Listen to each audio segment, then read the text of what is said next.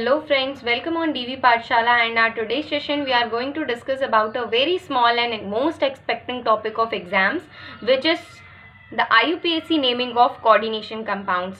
And in our today's session we will discuss about a super trick to solve the IUPAC naming of the coordination compounds. After watching this session you would never forget the concept of nomenclature of the coordination compounds. And अगर आप channel पे नए हैं, अभी तक आपने channel को subscribe नहीं किया है, सो चैनल को सब्सक्राइब करिए and don't forget to press the bell icon. And still if you have not share this session with your friends, so immediately share the session so that your all friends will also able to know the super duper trick of finding the nomenclature of coordination compounds. तो friends, trick को start करने से पहले terms की ज़रूरत होती है हमें कि कौन कौन से टर्म्स हम यूज़ करते हैं कोऑर्डिनेशन कंपाउंड्स में. तो आइए जान लेते हैं कि किस टाइप के टर्म्स कोऑर्डिनेशन कंपाउंड्स में बेसिकली यूज़ होते हैं. So let's see in this example. यहाँ पर देखिए, ये जो कॉपर दे रखा है ये हमारा क्या है, central metal atom. And here this sulphate ion. Okay, anything which is present outside the square bracket we will called it as ionization sphere. ठीक है. एंड जो भी चीज़ आपका स्क्वायर ब्रैकेट, ये जो स्क्वायर ब्रैकेट आपको दिख रहा है वो क्या है, coordination sphere. We will also called it as complex ion. Okay, and it's very clear to us कि मेटल के साथ जो अटैच होता है वो हमारा क्या होता है, ligand. And ligand, number of ligands को हम क्या बोलते हैं, how many ligands are attached with central metal atom, it's basically called as coordination number. तो अब हम बात करेंगे हमारी सुपर डुपर ट्रिक की, जिसकी हेल्प से हम फाइंड करेंगे कि कैसे हम नॉमेनक्लेट कर सकते हैं किसी भी टाइप के कोऑर्डिनेशन कंपाउंड को. तो देखिए फ्रेंड्स, आपको सिर्फ और सिर्फ 4 वर्ड्स, ये 4 अल्फ़ाबेट्स रिमेंबर रखने हैं. कौन कौन से, PLMN. Yes, never forget these 4 alphabets, क्योंकि ये 4 अल्फ़ाबेट्स की हेल्प से you will be able to find or nomenclate any of the coordination compound within a second. अब देखिए कैसे. Let suppose P stands for positive, L stands for ligand, M stands for metal ion and this N stands for negative. अभी आपको इसका मतलब नहीं समझ में आ रहा होगा. Let me explain you with an example. देखिए, एक एग्जाम्पल लेते हैं, कॉपर एंड NH3 का होल 4 SO4, राइट. अभी देखिए, आप कभी भी हम क्या कर रहे होंगे, अगर नॉमेनक्लेचर फाइंड कर रहे होंगे किसी भी कोऑर्डिनेशन कंपाउंड का, तो सबसे पहले हमें क्या लेना होगा, वहाँ पे हम कॉम्प्लेक्स आयन का यूज़ करेंगे. ठीक है. देयर आफ्टर हम क्या करेंगे, लिगेंड का यूज़ करेंगे, लेकिन लिगेंड से पहले नंबर ऑफ लिगेंड्स कितने प्रेजेंट हैं हम वो लिखेंगे. And thereafter we will write the ligand. ठीक है, what is the name of the ligand given in the question. Okay, उसके बाद हम क्या लिखेंगे, हमारा मेटल आयन जो भी गिवन होगा, and thereafter we will write the negative ion, the name of the negative ion. चलिए स्टेप बाय स्टेप इसको समझते हैं. तो ट्रिक में जो फर्स्ट स्टेप है आपका, उसमें क्या करना है आपको, firstly write name of the positive complex. आपको क्या करना है, सबसे पहले क्या करना है, स्प्लिट करना है. जो गिवन आपका कोऑर्डिनेशन कंपाउंड है उसको आपको स्प्लिट करना है. जब आप उसे स्प्लिट करेंगे तो जो पॉजिटिव कॉम्प्लेक्स होगा आपका, सबसे पहले आप उसे नेम करेंगे. Your second step will be before writing the name of the ligand.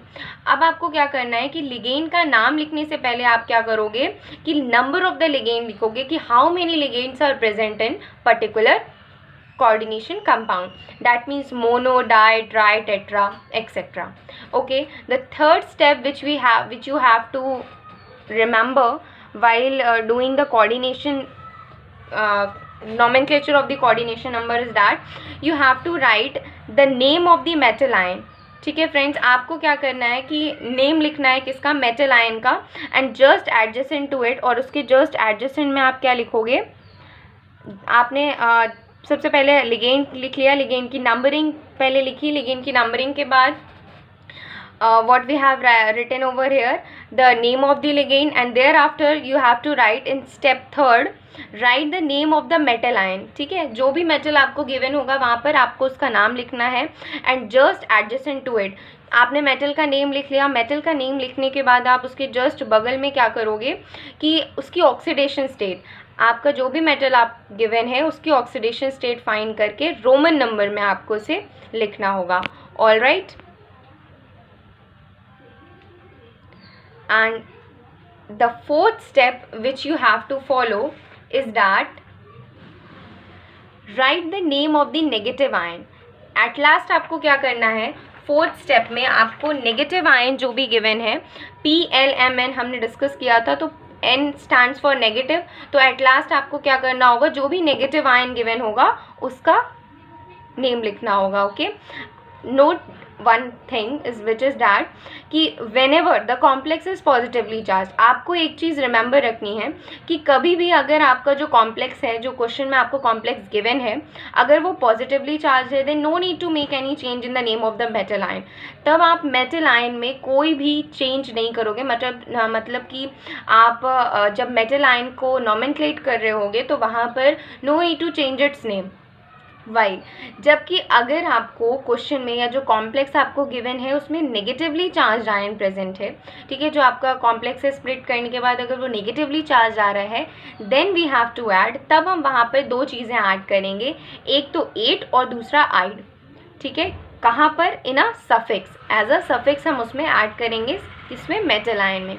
ठीक है, आपको ये और ज़्यादा क्लियर होगा. आई नो अभी आपको ये ट्रिक उतनी समझ में नहीं आ रही होगी, बट अभी हम एग्जाम्पल के साथ इस ट्रिक को बहुत अच्छे से समझेंगे एंड आपका पूरा कॉन्सेप्ट बहुत ही अच्छे से क्लियर होने वाला है. So please watch the video till and so that your all concepts will get clear regarding this trick. Okay, now the nomenclature of given complex. अब स्टार्ट करते हैं हम जो हमने कॉम्प्लेक्स लिया था उसको नॉमेनक्लेचर. कौन सा हमने जो कंपाउंड लिया था वो क्या था, CuNH3 होल 4 SO4. सपोज आपके एग्जाम में इस टाइप का आपको कोई भी क्वेश्चन दे रखा है, तो चलिए हमारी ट्रिक क्या थी, 4 अल्फ़ाबेट्स याद रखने थे हमें. कौन कौन से, P, L, M and N. अभी देखिए P दैट मीन्स पॉजिटिव. ठीक है, तो अब आप अगर इसको स्प्लिट करेंगे तो स्प्लिट करने के बाद ये किस में स्प्लिट होगा, आपको पता है कि अगर हम इसे स्प्लिट करेंगे तो पहले वाले जो सेशंस हैं हमारे उसमें हम इसे इसकी स्प्लिटिंग सीख चुके हैं. हमारा सल्फेट आयन के ऊपर जो है वो नेगेटिव चार्ज होता है, that means it is SO4 2-, right. तो इस पर जितना भी चार्ज होता है, मतलब कि सल्फेट आयन पे जो भी चार्ज प्रेजेंट होता है उसका अपोजिट चार्ज सेम मैग्नीट्यूड का हमारे कॉम्प्लेक्स आयन पर प्रेजेंट होता है, that means ion coordination sphere पे प्रेजेंट होता है. तो यहाँ पर हम क्या लिखेंगे, जो कोऑर्डिनेशन स्फीयर होगा उस पर जब इसकी स्प्लिटिंग कर रहे हैं हम, तो क्या आ जाएगा, ये हमारा कोऑर्डिनेशन स्फीयर के ऊपर कौन सा चार्ज प्रेजेंट होगा, 2+, like NH3 whole 4 and it will be 2+. I hope आपको ये समझ में आ रहा होगा. अब देखिए हम क्या करेंगे, इसका नॉमेनक्लेचर किस वे में करेंगे, PLMN से. सो लेट्स सी, सबसे पहले हमें क्या करना है कि जो पॉजिटिव टर्म हमारा गिवन है उसको नॉमेनक्लेट करेंगे. जैसे कि ये हमारा पॉजिटिव टर्म है एंड ये हमारा नेगेटिव टर्म है. ठीक है, जो आपका कोऑर्डिनेशन स्फीयर का टर्म है वो पॉजिटिव है, complex ion is positive and the ionization sphere will be is given as negative.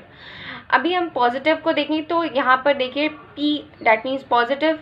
तो पॉजिटिव में हम सबसे पहले क्या करेंगे, इसका नेमिंग करेंगे. और नेमिंग में हमें क्या करना होता है, सबसे पहले हमने पॉजिटिव आयन ले लिया. पॉजिटिव आयन लेने के बाद हम L पे मूव करते हैं. L that means ligand. But हमने क्या कहा था कि लिगेंड की नेमिंग करने से पहले नंबर ऑफ लिगेंड्स कितने प्रेजेंट हैं वो भी लिखना है. तो दैट मीन्स यहाँ पर 4 लिगेंड्स प्रेजेंट हैं, तो we will write tetraammine. Okay, tetraammine and thereafter metal ion. तो मेटल आयन यहाँ पर क्या है, copper, tetraammine copper. And second I have told you कि आप जस्ट एडजेसेंट में क्या लिखोगे, ऑक्सीडेशन स्टेट लिखोगे आपके मेटल आयन की. How could we find the oxidation state, so let's see. आइए देख लेते हैं कि हम ऑक्सीडेशन स्टेट कैसे फाइंड करेंगे. देखिए यहाँ पर आपको जो CuNH3 होल 4 SO4 गिवन है, जब आप इसे स्प्लिट करेंगे तो ये इस टर्म में आएगा CuNH3 whole 4 2+ plus SO4 2-. And if we put X over and in place of metal ion, तो यहाँ पर हम X प्लेस कर रहे हैं. X let Cu will be X plus 4 into NH3 पर हमारा चार्ज होगा वो 0 होगा. And finally which is it will be equals to 2. तो फाइनली जो X निकल के आ रहा है हमारा वो 2 आ रहा है. डैट मीन्स इसकी ऑक्सीडेशन स्टेट कितनी है, कॉपर की यहाँ पर 2. तो हम इसे क्या करेंगे, रोमन नंबर में इसके एडजेसेंट में लिख देंगे. Now move towards N. N में हम क्या कर रहे हैं, जो हमारा नेगेटिव कॉम्प्लेक्स दे रखा है उसका नाम लिखेंगे, तो यहाँ पर नेगेटिव आपका सल्फेट है, तो सिंपली आप इसे सल्फेट लिख लीजिए। अब देखिए एक और चीज़ आपको रिमाइंड रखनी है कि यहाँ पर हमने कॉपर को कॉपर ही लिखा है, इसके डैट मीन्स मेटल आयन के नेम में कोई भी वेरिएशन नहीं आया है। तो ऐसा इसलिए है क्योंकि हमारा जो कॉम्प्लेक्स है वो पॉजिटिव है। तो पॉजिटिव अगर हमारा कॉम्प्लेक्स होगा, नोट में हम लोगों ने ये चीज़ डिस्कस की थी कि कभी भी अगर हमारा कॉम्प्लेक्स जो है वो पॉजिटिव होगा, ये देखिए हमने नोट में ये चीज़ डिस्कस की थी कि whether the complex is positively charge, तो there is no need to make any change in the name of the metal ion. While अगर अभी हम आगे एग्जाम्पल एक देखेंगे जिसमें कि आपको क्या दिखेगा कि जो कॉम्प्लेक्स है वो नेगेटिवली चार्ज है, then we will add the ate and ide as a suffix in that metal ion. Okay, so let's practice of some questions. चलिए प्रैक्टिस करते हैं कुछ क्वेश्चंस की। तो फर्स्ट क्वेश्चन हमारा है K4FeCN का होल 6। अभी यहाँ पर हम हमारी सेम ट्रिक यूज़ करेंगे, PLMN। इसकी हेल्प से कैसे हम नॉमेनक्लेट करेंगे, लेट्स सी। अभी हमें क्या देखना है, सबसे पहले कि पॉजिटिव टर्म है या नहीं। आप जब इस कॉम्प्लेक्स को स्प्लिट करेंगे तो ये 4K plus and FeCN whole 6 4 minus में आएगा, राइट। तो डैट मीन्स जो हमारा कॉम्प्लेक्स है वो क्या है, नेगेटिव। तो अगर हमारा कॉम्प्लेक्स नेगेटिव है तो सबसे पहले तो हम यहाँ पे ये लिख लेते हैं कि पॉजिटिव में क्या दे रखा है, तो पॉजिटिव आपका K प्लस है यहाँ पर। तो डैट मीन्स हम यहाँ पर क्या लिखेंगे, K प्लस की नेमिंग पहले करेंगे बिकॉज इट इज़ पॉजिटिव। तो हम यहाँ पे सिंपली लिख लेंगे पोटेशियम।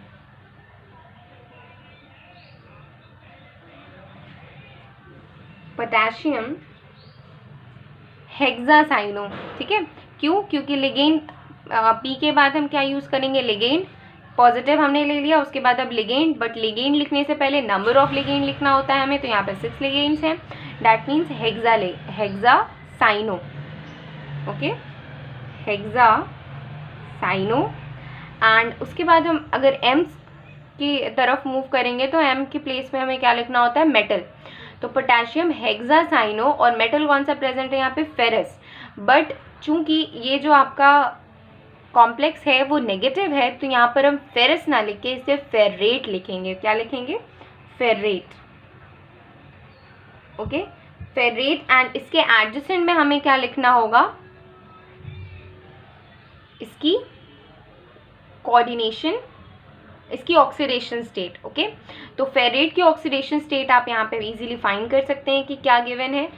तो यहाँ पर अगर हम फेरेट की ऑक्सीडेशन स्टेट फाइंड करेंगे तो Fe के प्लेस में हम x पुट करेंगे, plus 6 minus 1 which is equals to -4। So x will be equals to 6 minus 4, that means x will be equals to +2। तो इसके एडजेसेंट में आप फेरेट के एडजेसेंट में इसकी ऑक्सीडेशन स्टेट को प्लेस कर देंगे and it will be your nomenclature. Is it easy ना। चलिए नेक्स्ट एग्जाम्पल डिस्कस करते हैं हमारी सिंपल वाली ट्रिक से, जो कि है PLMN।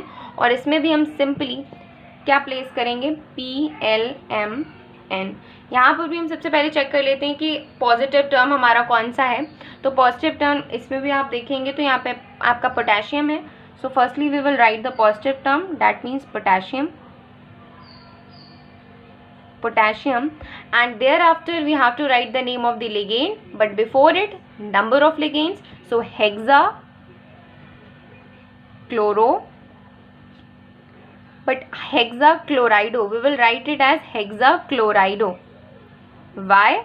Because it will be a negative complex, and negative complex में क्या होता है कि जो आपका नेगेटिव कॉम्प्लेक्स होता है उसमें हम क्या करते हैं कि हमारे सफिक्स में आइड और एट ऐड हो जाता है। डैट्स वाई हम यहाँ पर हेक्साक्लोराइडो लिखेंगे, इसे हेक्साक्लोराइडो प्लैटिनेट। ओके, इसके बाद M स्टैंड करेगा तो M stands for the metal ion, और मेटल यहाँ पर आपका प्लैटिनम है, सो प्लैटिनेट। सो पोटेशियम हेक्साक्लोराइडो प्लैटिनेट। एंड अगर आप इसकी ऑक्सीडेशन स्टेट फाइंड करेंगे तो it will be 4. Okay, so finally the nomenclature of this compound will be as potassium hexachlorido platinate 4. I hope this concept will be clear for you. Let's take some more examples. How could we find the nomenclature of these two compounds? Okay, so let us take the example this one. So यहाँ पर अगर आप देखें तो अब आपको थोड़ी सी confusion हो रही होगी कि यहाँ पर बाहर तो मतलब कि आयोनाइजेशन स्फीयर के प्लेस पे कोई भी आयन प्रेजेंट नहीं है, तो इसके लिए आपको सबसे पहले जो ट्रिक है वो लिख लेनी है PLMN, ठीक है। अब यहाँ पर अगर आपको डैट मीन्स पॉजिटिव और नेगेटिव आइडेंटिफाई करने में बहुत प्रॉब्लम हो रही है, क्योंकि यहाँ पर आपको कोई भी नेगेटिव टर्म दे ही नहीं रखा है, तो डैट मीन्स आप इसे कैंसिल आउट कर सकते हैं, ठीक है। P भी कैंसिल आउट हो सकता है, that means positive and negative का आपको कुछ भी पता नहीं चल रहा है, तो we can cancel out the P and N। अब सिंपली क्या बचा है आपके पास, ligand and metal.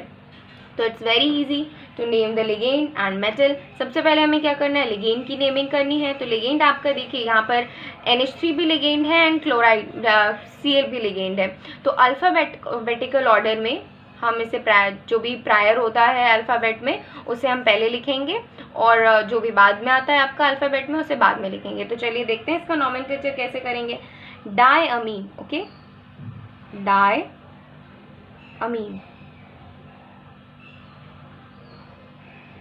Tetrachlorido, because it's a negative complex.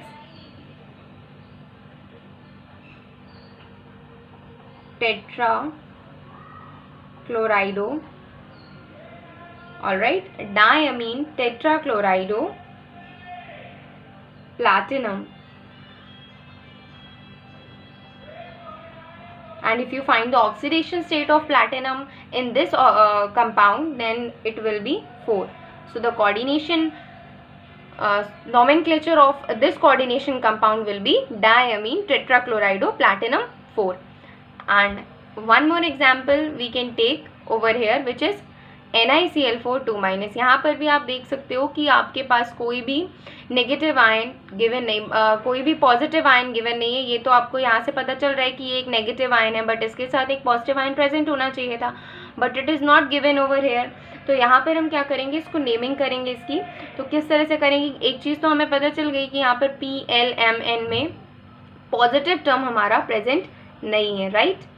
In the PLMN we don't have positive term. That means हमें इन तीनों की हेल्प से नोमेनक्लेट करना है इसे। तो सबसे पहले लिगेंड लिखते हैं। लिगेंड यहाँ पर आपका क्लोरीन है, तो टेट्राक्लोराइडो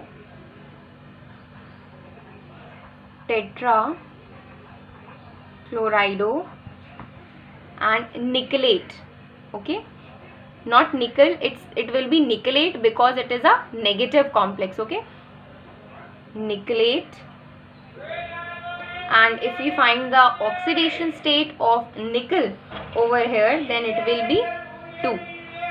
So tetrachlorido nickelate 2. This will be your final nomenclature of this coordination compound. I hope आपको ये सेशन समझ में आया होगा, and now you are able to find any of the you are able to nomenclate any of the coordination compound by now.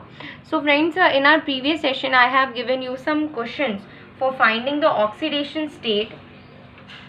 So let's discuss those questions in our today's session, because I have told you that we will discuss those questions in our next lecture. So these are the questions where we have to find the oxidation number of central metal atom in the given complexes. तो यहाँ पे बहुत easy था आपका central metal atom का oxidation number find करना. I hope आपने find किया होगा और आप इसमें से आप अपने answers को match कर सकते हैं. So let's see K3FeCN whole 6. Okay, तो यहाँ पर हम इसे split करेंगे तो ये FeCN whole 6 3- plus 3K plus में स्प्लिट होगा.